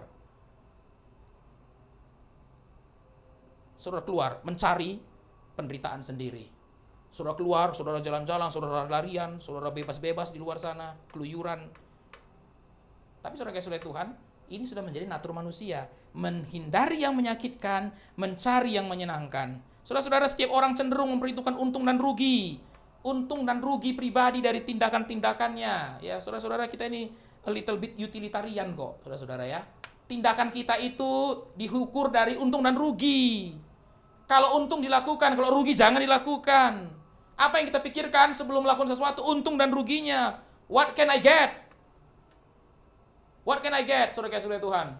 Bukan berarti kita tidak akan mungkin loss, saudara-saudara. Tentu saja, dalam segala sesuatu ada kemungkinan untuk hilang, ada kemungkinan untuk rugi. Tapi saudara-saudara Tuhan, waktu kita rugi pun, kita akan bertanya, berapa yang saya dapatkan dengan saya kehilangan? Orang itu rela untuk kehilangan sesuatu, asal mendapatkan yang lain. Nggak apa-apa, hilang sekian, asal dapat sekian. Nggak apa-apa, korban sekian, asal dapat sekian. Ini bukan bicara masalah materi, saudara-saudara. Ini bicara masalah apapun juga. Saudara-saudara Tuhan, orang itu melakukan tindakannya dengan mempertimbangkan untung dan rugi atas tindakannya, untung dan rugi pribadi, saudara-saudara. Ya, untung dan rugi ini pun bisa dibagi lagi, untung dan rugi bersama atau untung dan rugi pribadi. Kalau untung dan rugi bersama, bisa saja saudara-saudara, saya rugi, tapi semuanya untung. Saudara-saudara, tindakan saya akan merugikan saya, tapi membahagiakan yang lain. Orang pilih apa? Orang melakukan yang mana? Kemungkinan saudara-saudara Tuhan, walaupun yang lain untung, tapi saya pribadi rugi, saya akan pilih tidak melakukannya. Saudara-saudara Tuhan, siapa yang mau melakukan sesuatu yang dia tahu akan merugikannya? Nggak ada. Saudara tahu melakukan itu akan merugikan saudara. Saudara tahu melakukan itu cost you everything.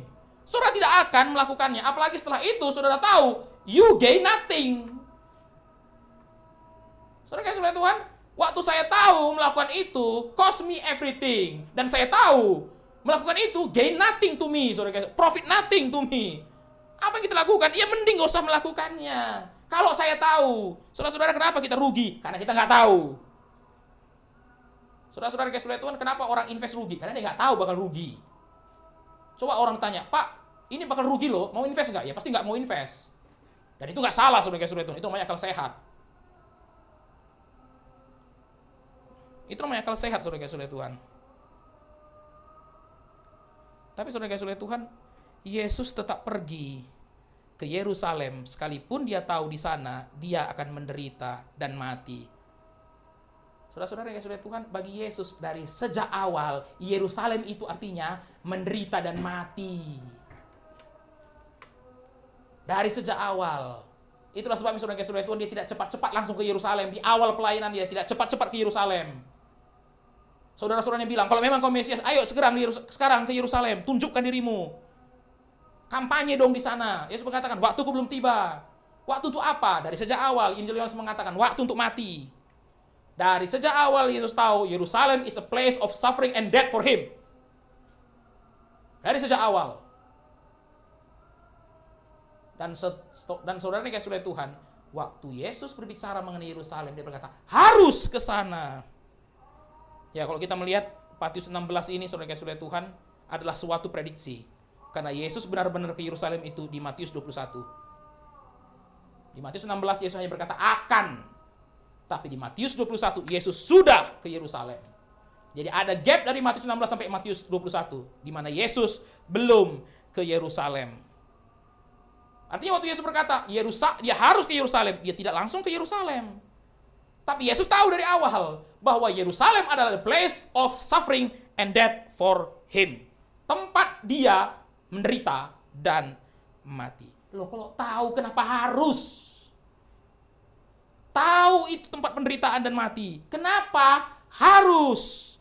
Because that is the will of his father. Karena itu adalah kehendak Bapaknya. Saudara yang kasih Tuhan, Yesus tidak pernah cari-cari penderitaan. Tapi dia tidak pernah menghindari penderitaan jika itu memang kehendak Bapaknya. Yesus tidak pernah mencari-cari penderitaan, tapi dia tidak menghindari penderitaan jika itu memang kehendak Bapaknya. Saudara-saudara kasih Tuhan, jangan cari-cari penderitaan. Jangan cari-cari penderitaan. Tapi kalau itu memang kehendak Bapa, saudara kasih Tuhan, biarlah kita menerima penderitaan itu. Biarlah kita menerima penderitaan itu, saudara kasih Tuhan. Saudara-saudara kasih Tuhan, seringkali kita gagal melakukan, saudara kasih Tuhan, kita gagal menyenangkan Tuhan karena kita tidak peduli dengan kehendak Bapa. Lebih peduli untung dan ruginya kita. Kita tidak peduli dengan kehendak Bapa. Orang Kristen ditanya, tahu nggak apa yang Tuhan mau kamu lakukan? Tahu. Tapi kenapa nggak dilakukan? Rugi.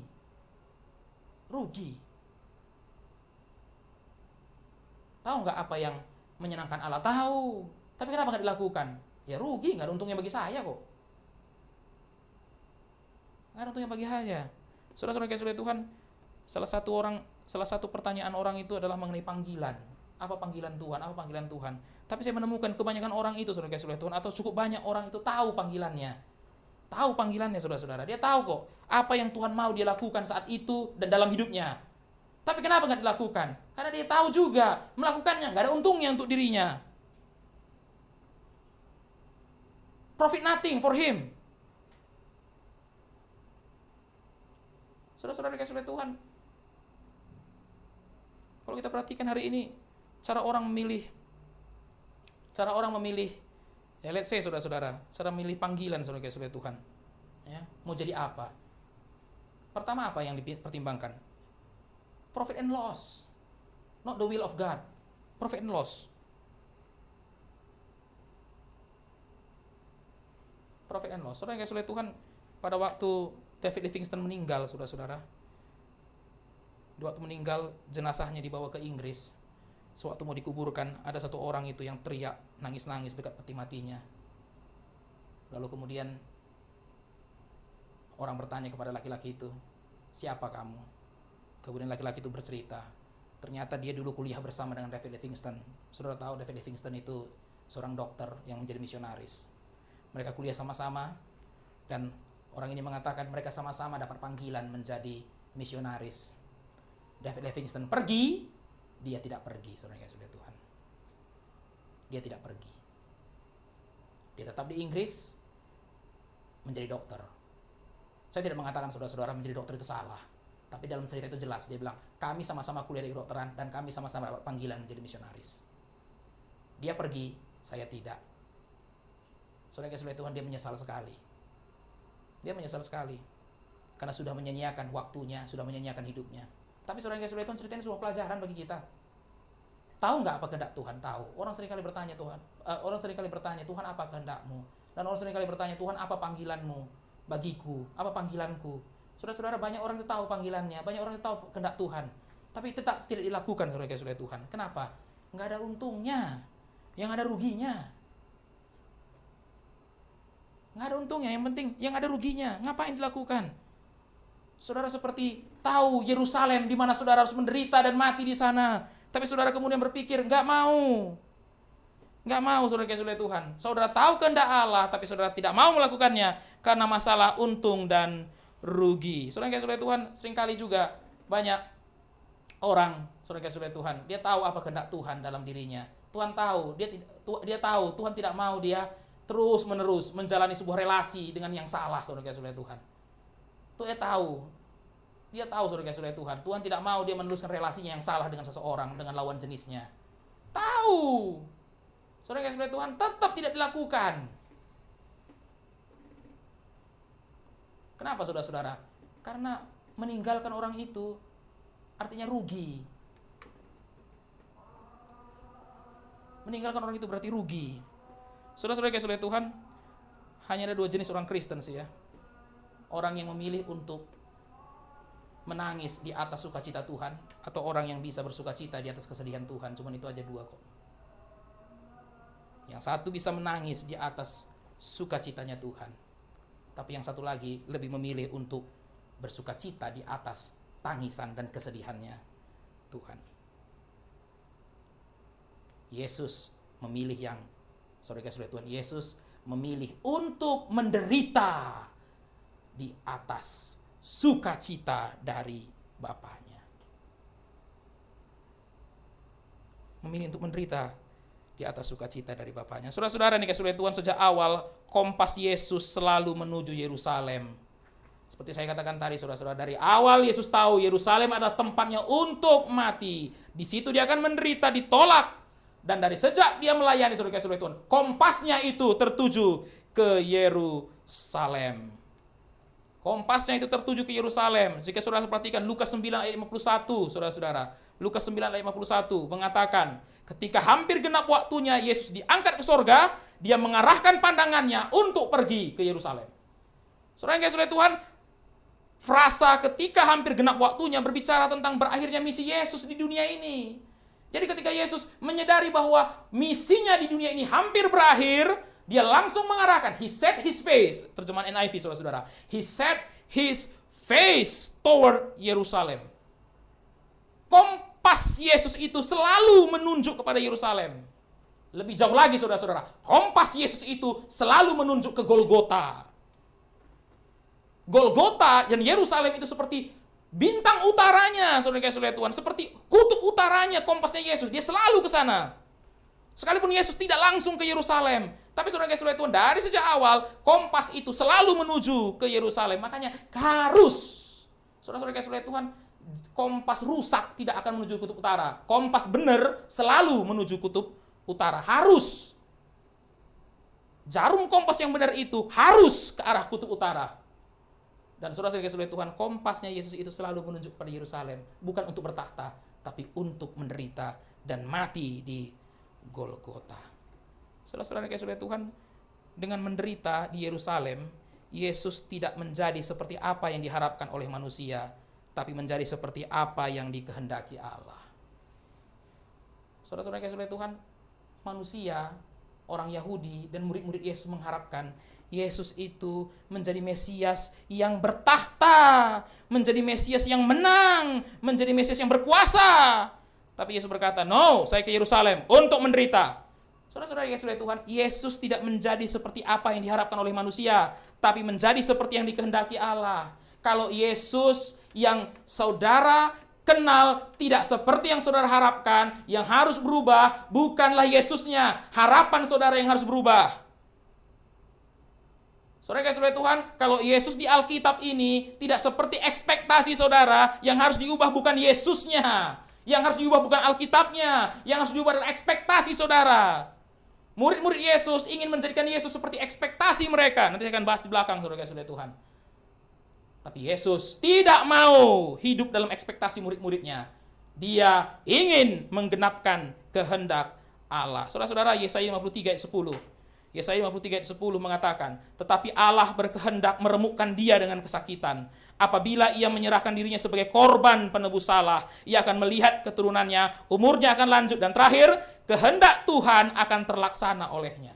Saya ulangi sekali lagi. Apabila dia menyerahkan dirinya sebagai korban penebus salah, umurnya akan lanjut. Dan kehendak Tuhan akan terlaksana olehnya. Saya ulangi sekali lagi saudara-saudara, apabila ia menyerahkan dirinya sebagai korban penebus salah, menyerahkan dirinya. Di dalam Injil Yohanes Yesus berkata, I lay down my life. Aku menyerahkan nyawaku. Ia akan melihat keturunannya, umurnya akan lanjut, dan kehendak Tuhan akan terlaksana olehnya. Saudara-saudara yang kasih oleh Tuhan, siapa yang mengharapkan saudara kasih oleh Tuhan untuk menderita? Siapa yang mengharapkan menjadi korban? Tidak ada. Semua orang itu menghindari yang sakit dan mendekati yang menyenangkan. Tapi saudara kasih oleh Tuhan, Yesus memilih untuk menderita. Dia harus ke Yerusalem. Kenapa saudara-saudara? Supaya kehendak Tuhan terlaksana olehnya. Saudara-saudara kasih oleh Tuhan, kita mungkin perlu belajar terus seperti dalam hal ini dari Yesus. Kalau saudara ingin melakukan kehendak Tuhan, saudara rela menjadi korban. Saudara dan saya tidak mungkin menjadi korban penebus salah lagi. Itu sudah Yesus. Dia sudah mati di Golgota. Tapi saudara kasih oleh Tuhan, kita harus menjadi korban supaya kehendak Tuhan terlaksana. Supaya kehendak Tuhan terlaksana. Saudara-saudara yang dikasihi oleh Tuhan, pelayanan itu bukan tempat aktualisasi diri, tapi pelayanan adalah tempat mengorbankan diri. Mengaktualisasikan diri artinya saudara dikasihi oleh Tuhan menjadi diri saudara. Tapi mengorbankan diri saudara dikasihi oleh itu berarti lama-lama saudara dikasihi oleh Tuhan, saudara kehilangan. Kok saudara kehilangan saudara dikasihi oleh Tuhan? Aktualisasi diri menjadi seperti apa yang saudara mau. Pengorbanan diri saudara dikasihi oleh Tuhan, saudara justru tidak bisa lagi seperti apa yang saudara mau. Tapi saudara-saudara, di situ dikatakan terlaksana. Kehendak Tuhan akan terlaksana olehnya. Saudara-saudara yang dikasihi oleh Tuhan, saya sangat bersyukur melihat banyak hamba Tuhan yang masa mudanya punya cita-cita. Dan dari masa muda saudara yang dikasihi oleh Tuhan, dia cita-citanya untuk menjadi apa. Tapi saudara yang dikasihi oleh Tuhan, akhirnya dia taat kepada Tuhan, tidak menjadi seperti yang diharapkannya. Dia harus membuang seluruh cita-citanya itu. Tapi in order to do something, saudara kasih oleh Tuhan, untuk melaksanakan kehendak Tuhan. Kehendak Tuhan akan terlaksana olehnya. Saya kutip dari John MacArthur, saudara-saudara. John MacArthur di dalam tafsiran Injil Matiusnya mengatakan, Had Jesus chosen any road but the one to Jerusalem, he could not have become the savior of mankind. No matter how many more people he healed or how much more truth he taught, he had to go to the city of sacrifice and become the Passover lamb, offering himself once for all. Saudara-saudara, saya sangat terkesan dengan kutipan ini. Had Jesus chosen any road but the one to Jerusalem. Seandainya jika Yesus memilih jalan lain yang bukan ke Yerusalem, dia tidak akan bisa menjadi the savior of mankind, juru selamat manusia. No matter how many people he heal.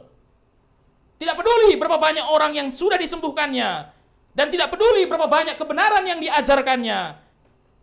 Saudara-saudara yang dikasihi oleh Tuhan, tidak peduli berapa banyak orang yang disembuhkannya, tidak peduli berapa banyak kebenaran yang diajarkannya, Yesus tidak akan menjadi the savior of mankind jika dia tidak ke Yerusalem.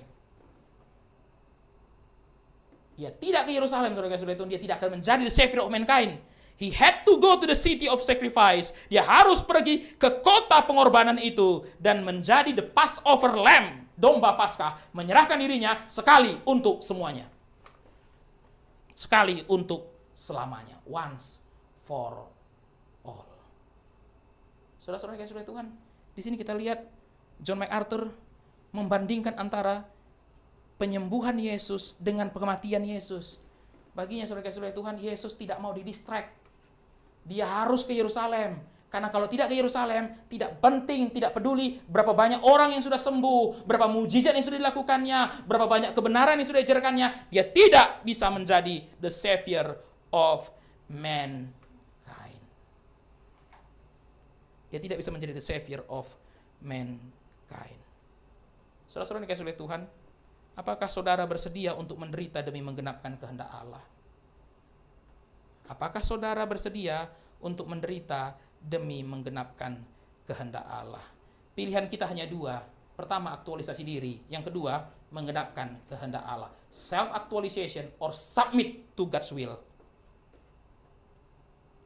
Self-actualization atau submit to God's will. Saudara-saudara, di balik kalimat ya harus ke Yerusalem itu ada kehendak Allah yang begitu kuat. Dan Yesus submit ke situ. Tapi saudara kasih oleh Tuhan, kita melihat di ayat 22 dan 23 ada penghalang, yaitu setan, saudara-saudara. Setan selalu menghalangi kehendak Allah. Setan selalu menghalangi kehendak Allah. Maka saudara kasih oleh Tuhan, kalau kita tidak tahu kehendak Allah, kita tidak sadar setan pakai kita untuk menghalangi kehendak Allah. Kalau kita berpikir apa yang kita anggap baik itu kehendak Allah, kita mungkin sudah dipakai setan, saudara kasih oleh Tuhan.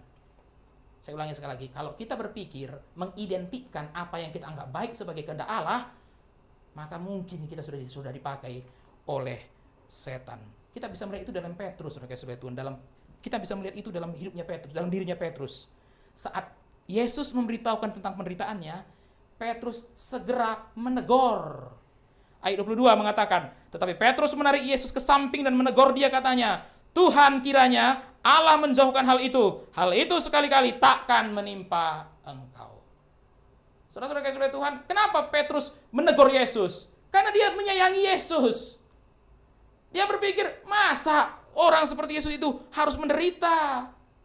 Dia tidak mau Yesus menderita. Maka dia berkatakan, kiranya Allah menjauhkan hal itu. Hal itu sekali-kali takkan menimpa engkau. Apa yang salah dari kalimat ini, saudara-saudara? Di sini Petrus mengharapkan yang baik-baik terjadi pada Yesus. Ya. Saudara juga senang ketika saudara tertekan, ketika saudara sudah putus asa, orang mengatakan kalimat, enggak akan apa-apa kok. Loh, Yesus berkata Yesus berkata, saudara kasih oleh Tuhan, dia akan pergi ke Yerusalem, di sana dia akan menderita, lalu kemudian dibunuh. Lalu Petrus mengatakan, Tuhan kiranya menjauhkan hal itu. Hal itu sekali-kali takkan menimpa engkau. Sebuah kalimat yang baik. Sebuah harapan yang baik untuk seseorang yang kita kasihi. Saudara kasih oleh Tuhan, bagi Petrus apa yang Yesus katakan bertolak belakang dengan pengakuan bahwa Yesus adalah Mesias, anak Allah yang hidup. Bagaimana mungkin seorang yang sudah menyatakan dirinya sebagai Mesias, kemudian menyatakan dirinya akan menderita? Nggak mungkin, pasti Tuhan menjauhkan hal itu. Hal itu tidak akan menimpa Yesus. Apa yang diharapkan Petrus itu baik. Tapi saudara kasih oleh Tuhan, bagi Yesus itu menghalangi kehendak Allah. Apa yang diharapkan Petrus itu baik. Tapi bagi Yesus itu penghalang terhadap kehendak Allah. Ayat 23, Yesus mengatakan, enyahlah iblis. Nah, saudara-saudara yang kasih oleh Tuhan, kalau kita perhatikan di dalam Injil Matius, iblis muncul itu, saudara kasih oleh Tuhan. Iblis itu muncul dalam kisah pencobaan. 3 kali Yesus dicobai oleh iblis. Dan 3 kalinya, saudara kasih oleh Tuhan, semuanya baik. Dimulai dengan sesuatu yang baik. Lapar, ubah batu menjadi roti. Yesus menyadari ketika Petrus mengatakan hal yang baik, di belakang ada setan, saudara kasih oleh Tuhan. Kenapa? Bukan karena itu nggak baik, tapi karena yang baik itu menghalangi kehendak Allah. Enyahlah iblis, get behind me Satan. Enyahlah iblis, engkau suatu batu sandungan bagiku. Saudara-saudara, sangat menarik ya. di pengakuan Petrus, dia sebut sebagai batu karang. Di sini, batu sandungan. Yang tadi saudara kasih Petros, yang satu saudara kasih Tuhan skandalon. Saudara kasih Tuhan, sebelumnya Petrus itu adalah batu karang. Ketika berkata, you are the Christ, the Son of the living God. You are the rock. Tapi ketika Petrus berkata, tidak, kiranya Allah menjauhkan hal itu. Yesus berkata, enyahlah setan, iblis, engkau suatu batu sandungan bagiku. Engkau suatu batu sandungan bagiku. Sebab engkau bukan memikirkan apa yang dipikirkan Allah, melainkan apa yang dipikirkan manusia. Saudara-saudara, ini kuncinya. Kenapa Yesus tahu itu bukan dari itu? Kenapa Yesus tahu di balik kalimat itu ada setan? Karena saudara kasih oleh Tuhan, apa yang dikatakan Petrus bukan apa yang dipikirkan Allah, apa yang dipikirkan manusia. Baik, tapi bukan apa yang dipikirkan Allah, melainkan apa yang dipikirkan manusia. D.A. Carson mengatakan, it is not simply that Peter should get out of Jesus' sight, but as a stumbling block out of Jesus' way. Saudara-saudara yang kasih oleh Tuhan, bukan berarti Petrus harus pergi dari hadapan Yesus, bukan. Tapi sebagai batu sandungan, Petrus harus menyingkir dari jalannya Yesus. Petrus harus menyingkir dari jalannya Yesus. Yesus tidak datang untuk mengaktualisasikan dirinya. Yesus datang untuk menggenapi kehendak Bapa. Yesus datang untuk menggenapi kehendak Allah. Tapi Petrus ingin membawa Yesus itu kepada apa yang diinginkannya. Bukan untuk menggenapi kehendak Bapa, melainkan untuk aktualisasi diri. Saudara-saudara yang kasih oleh Tuhan, setan selalu mengarahkan orang percaya untuk memilih aktualisasi diri daripada menggenapkan kehendak Allah. Kita sedang berbicara bukan dengan orang-orang bukan Kristen, saudara kasih oleh Tuhan. Kita sedang berbicara tentang orang-orang Kristen sendiri. Apakah setan bekerja di antara orang Kristen? Ya. Bagaimana caranya? Mengarahkan kita untuk memilih aktualisasi diri. Sesuatu yang dianggap baik oleh manusia hari ini. Baik. Saudara-saudara kasih oleh Tuhan, self-actualization itu kan sekarang itu di jenjang tertinggi, saudara kasih oleh Tuhan. Ya, di dalam tangga versi Abraham Maslow, saudara kasih oleh Tuhan. Yang paling tinggi yang mau di-achieve orang itu bukan lagi kebutuhan hidup, tapi self-actualization. Orang kalau masih pikirin kebutuhan hidup, ya berarti dia masih rendah. Tapi orang kalau sudah pikirkan aktualisasi diri, itu yang paling tinggi, saudara kasih oleh Tuhan. Self-actualization itu sesuatu yang baik. Itu yang bikin orang tidak akan jadi pejabat neko-neko. Kenapa? Karena dia nggak cari duit lagi. Dia jadi pejabat karena aktualisasi diri. Bagus kan, dia nggak butuh duit. Maka dia mengabdi dengan sepenuh hati. Tapi saudara kasih oleh Tuhan, aktualisasi diri itu berlawanan dengan menggenapkan kehendak Allah. Menggenapkan kehendak Allah. Saudara kasih oleh Tuhan, mengapa Petrus bisa dipakai setan? Karena dia berpikir dengan cara duniawi. Engkau bukan memikirkan apa yang dipikirkan Allah, tapi apa yang dipikirkan manusia. John MacArthur mengatakan, because Peter was reasoning from his own finite and sinful mind, he found himself siding with Satan and opposing God. Karena Petrus berpikir dengan pikirannya yang berdosa dan terbatas, dia akhirnya berpihak kepada setan dan melawan Allah. Saudara-saudara, do not assume apa yang kita anggap baik itu kehendak Tuhan. Jangan mengasumsikan apa yang saudara anggap baik itu dengan kehendak Tuhan. Itu yang terjadi dengan Petrus. Apa yang dia anggap baik, dia tidak tahu, saudara-saudara Tuhan. Dia tidak tahu standar yang dia pakai untuk melihat itu baik itu sendiri sudah berdosa. Apa yang dia anggap baik tidak selalu berarti kehendak Tuhan. Saya lanjutkan lagi kutipan dari John MacArthur. When he trusted in his own perspective, he could no longer see God's. Ketika dia bergantung pada perspektifnya sendiri, dia tidak lagi bisa melihat Allah. Because he did not continue to submit to the leading of the Father, he lost the Father's perspective. Karena dia tidak terus-menerus tunduk kepada pimpinan Bapa, dia akhirnya kehilangan perspektif Bapa. Setan bekerja di antara orang percaya dengan mengarahkan pikiran kita pada apa yang dipikirkan manusia, bukan apa yang dipikirkan Allah. Manusia memikirkan Mesias yang berkuasa, tapi Allah memikirkan Mesias yang menderita. Orang berdosa bisa menerima Yesus yang mengaktualisasikan dirinya, tapi tidak bisa menerima Yesus yang menggenapkan kehendak Allah. Saudara-saudara, kita itu bisa mengikuti Yesus yang memberikan kepada kita aktualisasi diri. Yesus yang memimpin kita untuk mengaktualisasikan diri kita. Tapi kita sulit untuk menerima Yesus yang memimpin kita untuk menggenapkan kehendak Allah. Saudara-saudara yang dikasihi Tuhan, orang Kristen itu sangat bisa ikut Yesus yang berkata, "Bring your dream to me. I will make it come true." Saudara Tuhan, bawa mimpimu, saya akan mewujudkannya. Saudara pasti suka Yesus yang begini. Tapi Yesus di Alkitab, saudara-saudara yang dikasihi Tuhan, bukan Yesus yang seperti ini. Dia berkata, letakkan mimpimu, buang itu jauh-jauh. Letakkan mimpimu, buang, tinggalkan itu. Itu nggak worth. Kenapa Yesus berkata tinggalkan mimpimu? Karena saudara-saudara Tuhan, dia sudah memiliki sesuatu yang dia mau kita capai dalam hidup ini. Dia berikan itu. Dia berikan itu. Saudara-saudara yang dikasihi Tuhan, setiap orang Kristen harus hati-hati dengan apapun yang kita pikirkan. Jangan sampai kita sedang berpikir menggenapkan kehendak Allah, padahal sebenarnya kita sedang mengejar kepentingan pribadi.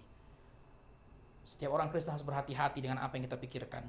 Jangan sampai kita berpikir sedang menggenapkan kehendak Allah, padahal sedang mengejar kepentingan pribadi. Kiranya firman Tuhan pada sore hari ini memberikan kepada kita kekuatan untuk menggenapkan kehendak Allah di dalam hidup kita. Dan untuk doa penutup saya meminta kesediaan pendeta Anton.